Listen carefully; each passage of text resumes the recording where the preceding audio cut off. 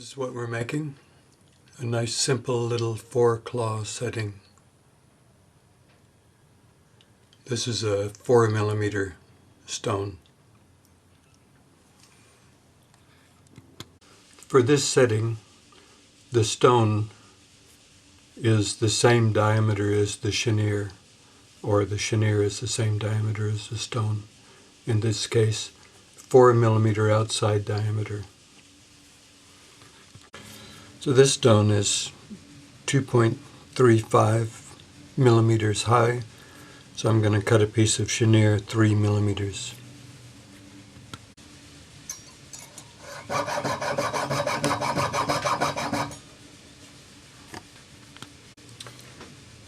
There's my little piece of chenier. And 4 claws on this one, so we're just going to mark north, south, east, west with our texture. And do it by eye. It's easy enough to do by eye to get them fairly close. Now I'm going to hold the piece in my parallel jaw pliers with the mark up, brace it against my bench peg, and I'm going to use a joint file, which is just teeth on the end and nothing on the edges. It's smooth on the edges. This is actually made for this, and we're going to, actually I think I'll use my vise so I can hold this more steady, because I need 2 hands for this file. I've got the mark facing me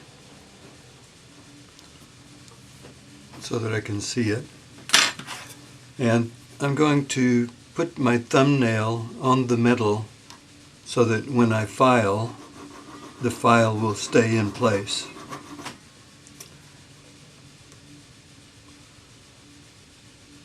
And we're making this little indentation in here for our claw, or prong, whichever you want to call it.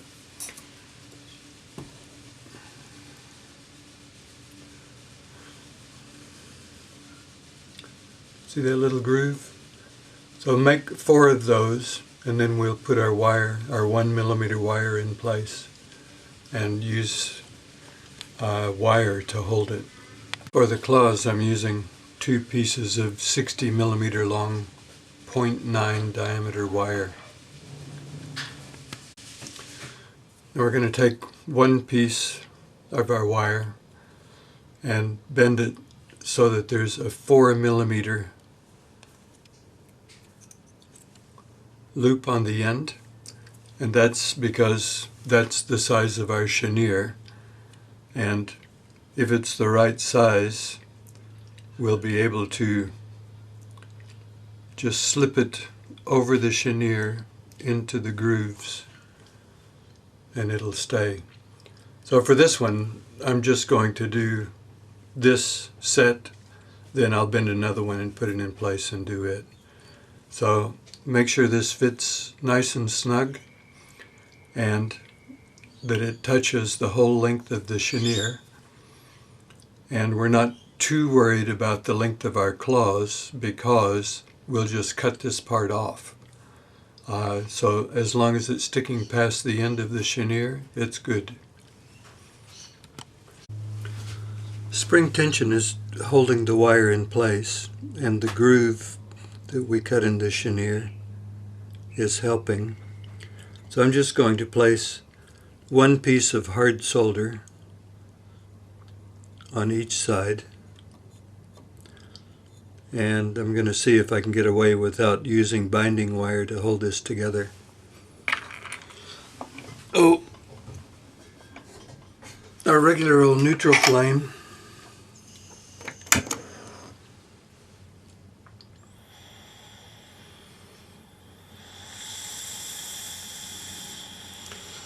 We'll just slowly brush the flame on and off to dry out the flux.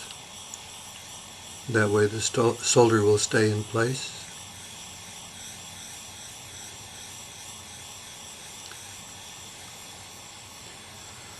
Once the flux is dry, I'll basically circle one side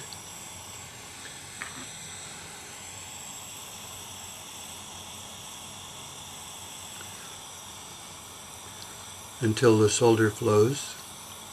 Then go to the other side. Beauty. So now I'll quench it, cool it off, and bend my other piece of wire so it's slightly longer, so it'll just overlap the end. And we'll solder the next bit.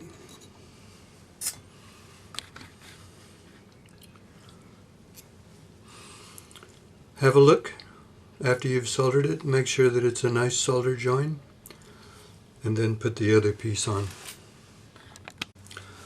Now we're going to solder our second set of wires on exactly the same way. Some people will solder these two ends together before they assemble it. It would probably make your life easier if you did, but because I'm being lazy, this time I'm not going to do it.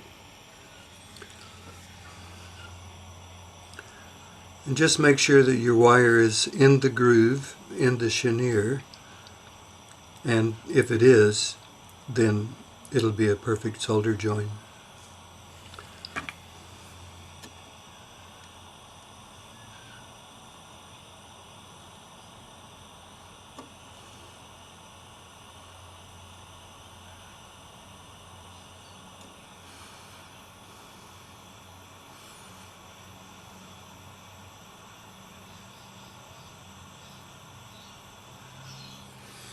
Now we're going to flip it over, do the other side, pickle it, and then trim it. Take your piece out of the pickle, dry it, and have a look. Look at each side of the wire and make sure you see the meniscus from the solder. If you do, we're ready to proceed. And we're just going to clip the ends of the wire off here, file it flat, and then clip the wires on the other end so that it's the right length for our claw setting. Now, if you're making a pair of earrings, you can put a second piece of chenier in here and solder it in, and that way you basically have two for the price of one. I'm just showing you a single setting, which would probably be for a ring, so we'll treat it that way.